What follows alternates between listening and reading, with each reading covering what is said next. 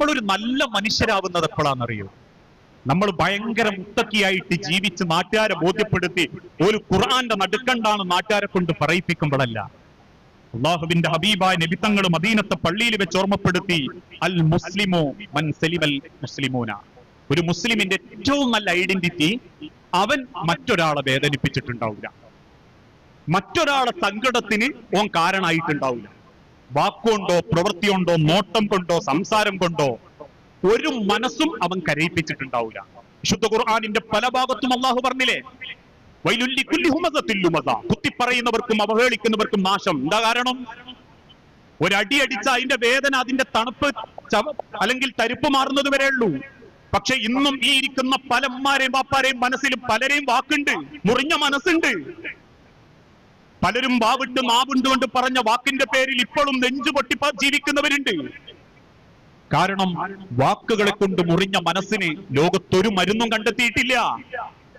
ഹഫ്സ ബീവിനെ കുള്ളത്തിന്ന് വിളിച്ച റസൂലുള്ളാന്റെ ഭാര്യ ആയിഷ റളിയല്ലാഹു തആല അൻഹയോട് അള്ളാഹുവിന്റെ ഹബീബ് അന്ന് വരെ കോപിക്കാത്ത റസൂലുള്ള ദേഷ്യത്തോടെ പറയുന്നുണ്ട്, ആയിഷ, നീ തട്ടിത്തെറിപ്പിച്ച ഭക്ഷണവും ആ ഭക്ഷണത്തിന്റെ പാത്രവും ഒരു പക്ഷേ ഹഫ്സ ക്ഷമിച്ചേക്കും. പക്ഷേ ആയിഷ, നീ ആ വിളിച്ച കുള്ളത്തി എന്ന വാക്ക് കടലിൽ കലക്കിയാൽ കടലും കടലിലുള്ളതും നശിച്ചു പോകുമായിരുന്നു ആയിഷ. എന്തേ ആയിഷ ബീവി പറഞ്ഞിട്ടുള്ളൂ? ഹഫ്സ ബീവിന്റെ ശരീരപ്രകൃതി കൊണ്ട് പറഞ്ഞു, നിങ്ങൾക്ക് ആ കുള്ളത്തിനോട് ഇച്ചിരി ചായ്വ് കൂടുതലല്ലേ നബിയെ. വാക്കുകൾ പറയുമ്പോ സൂക്ഷിക്കണം.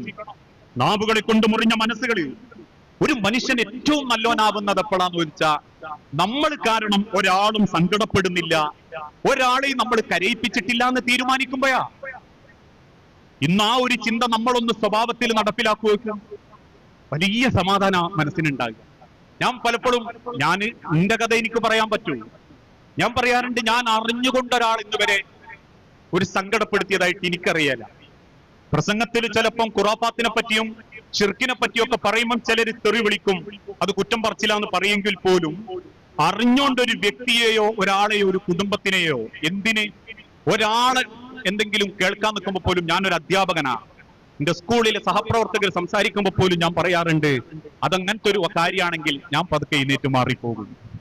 കാരണം നിങ്ങൾ പാപിയാകണമെങ്കിൽ തീലാ വക്കാല കേൾക്കാനിരുന്നാ മതി. നമ്മളെ മനസ്സിൽ നിൽക്കൂലത്, നമ്മളെ മനസ്സിൽ നിൽക്കൂല.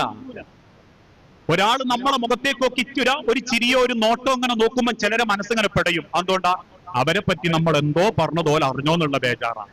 ആ ബേജാറ് മനസ്സിലുണ്ടാക്കുന്നത് എന്തുകൊണ്ടാ? നമ്മളെ നാവ് നിയന്ത്രിക്കാത്തതുകൊണ്ട്, നമ്മളെ സംസാരം നന്നാവാത്തതുകൊണ്ട്. ഒരിക്കൽ അബൂദർ റളിയല്ലാഹു അൻഹുവും ബിലാൽ റളിയല്ലാഹു അൻഹുവും തമ്മിൽ എന്തോ ഒരു ചെറിയ കശപിശുണ്ടായി. ആ കശപിശന്റെ ഇടക്ക് അബൂദർ റളിയല്ലാഹു അൻഹു ഒറ്റ വിളിയാ ബിലാലിനെ, കറുത്തവളുടെ മകനെ. അത് വിളിച്ചു പോയ ഉടനെ അബൂദർ റളിയല്ലാഹു അൻഹു വാ പൊത്തി പിടിച്ചു, പറഞ്ഞു പോയല്ലോ എന്നായിപ്പോയി. കേട്ട ബിലാൽ റളിയല്ലാഹു അൻഹുവിന്റെ കണ്ണൊന്ന് നിറഞ്ഞു. പക്ഷെ അദ്ദേഹം ഒന്നും തിരിച്ചു പറഞ്ഞില്ല, അദ്ദേഹം പുഞ്ചിരിക്കുക മാത്രം ചെയ്തു. അബൂദറിന് തെറ്റ് ബോധ്യപ്പെട്ടു. അല്ലാഹുവിന്റെ റസൂലിന്റെ അരികിൽ ചെന്നിട്ട് അദ്ദേഹം പറഞ്ഞു, നബിയെ, എനിക്കൊരു അബദ്ധം പറ്റിപ്പോയി, ഞാൻ ഇങ്ങനെ പറഞ്ഞു, അതുകൊണ്ട് താങ്കൾ പറയണം ബിലാലിനോട് എന്റെ വാപ്പാനെ വിളിച്ചോളാൻ. അബൂദർ റളിയല്ലാഹു അൻഹുവിന്റെ അരികിൽ നിന്നിട്ട് ബിലാൽ റളിയല്ലാഹു അൻഹു പറഞ്ഞു, ഇല്ല നബിയെ, ഞാൻ വിളിക്കൂലട്ടോ.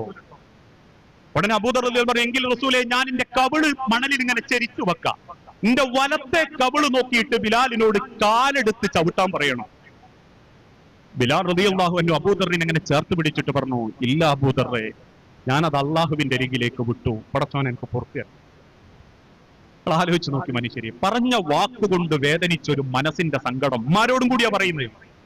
മര്യക്കളുടെ സ്വഭാവം നോക്കിയിട്ടും മര്യക്കളുടെ സമ്പത്ത് നോക്കിയിട്ടും മര്യക്കളുടെ കുടുംബം നോക്കിയിട്ടും കുത്തുവാക്ക് പറയുന്ന ഉമ്മാരുണ്ട്.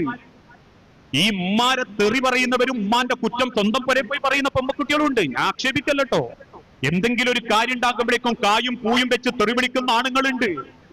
റോഡിന് സൈഡ് കിട്ടിയിട്ടില്ലെങ്കിൽ പോലും, അതല്ലെങ്കിൽ എതിരെ വരുന്നോൻ ഒന്ന് ബൾബ് മിന്നിച്ചിട്ടില്ലെങ്കിൽ പോലും തെറി വിളിക്കുന്നവരുണ്ട്. എന്നിട്ട് നമ്മൾ മനസ്സ് പറയെന്താ, അതുകൊണ്ട് പറഞ്ഞത് ഓൻ അങ്ങനെ ചെയ്തിട്ടല്ലേ? അല്ല, സിബാബിൽ മുസ്ലിം ഫുസൂഖുൻ. ഒരിക്കലും ഒരു വിശ്വാസി ഒരിക്കലും ഈ ദുനിയാവിൽ മറ്റൊരാളെ മനസ്സ് വേദനിപ്പിച്ച സ്വഭാവത്തിന്റെ ഉടമകളാകാൻ പാടില്ല. ഒരാളുടെ പണം കൊണ്ടോ പദവി നോക്കിയോ ഒരാളെയും നമ്മൾ സ്നേഹിക്കാനും പാടില്ല.